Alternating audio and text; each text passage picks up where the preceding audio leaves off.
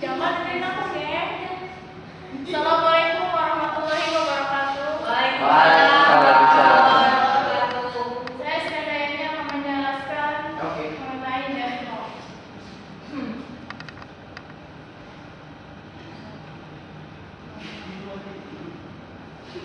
Model sistem.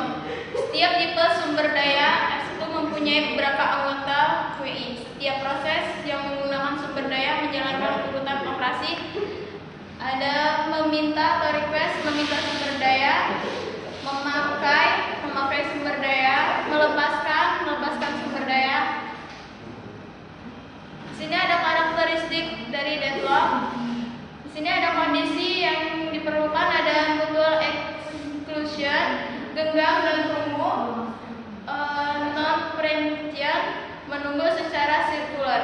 Di sini juga ada resource allocation graph. Faktor dasar dari resource allocation graph menunjukkan bahwa apabila pada graph tidak terdapat siklus, maka tidak ada proses dalam sistem yang di deadlock. Apabila pada graph terdapat siklus sistem, kemungkinan deadlock dengan ketentuan jika pada setiap tipe sumber daya hanya terdapat satu anggota, maka terjadi deadlock. Jika pada setiap tipe sumber daya terdapat beberapa anggota, maka kemungkinan terjadinya deadlock.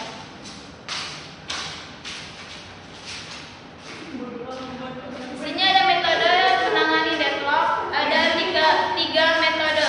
Yang pertama menggunakan protokol untuk menjamin bahwa sistem tidak pernah memasuki status deadlock dan mengizinkan sistem memasuki status deadlock dan kemungkinan memperbaikinya.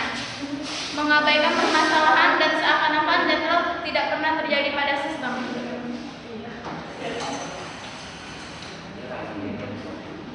Di sini ada cara untuk mencegah deadlock.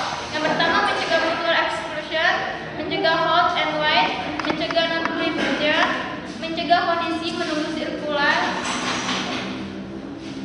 Dan cara menghindari deadlock di state selamat, algoritma resource allocation graph, algoritma banker. Di sini ada mendeteksi deadlock satu anggota untuk setiap tipe sumber daya. Jika semua sumber daya mempunyai satu anggota, kita dapat menentukan algoritma mendeteksi deadlock menggunakan bentuk resource allocation graph yang disebut Whiteford graph. Di sini beberapa anggota untuk setiap tipe sumber daya. Untuk tipe sumber daya mempunyai beberapa anggota digunakan algoritma yang sejenis dengan algoritma banker dengan struktur daya seperti available, allocation, dan request. Di sini juga pengguna algoritma mendeteksi untuk menjawab kapan dan berapa sering menggunakan algoritma. Hal ini tergantung pada seberapa sering terjadinya deadlock dan berapa proses yang perlu dilakukan rollback.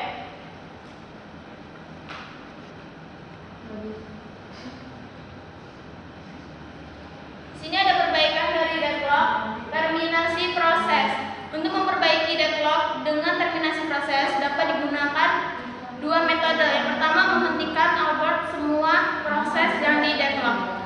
Yang kedua menghentikan satu proses setiap waktu sampai siklus deadlock hilang.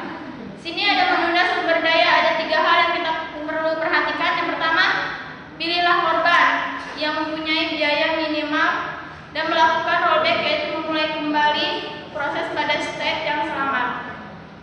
Harus dijamin starvation untuk tidak akan terjadi karena kemungkinan beberapa proses selalu terpilih sebagai korban, termasuk jumlah rollback sebagai faktor biaya.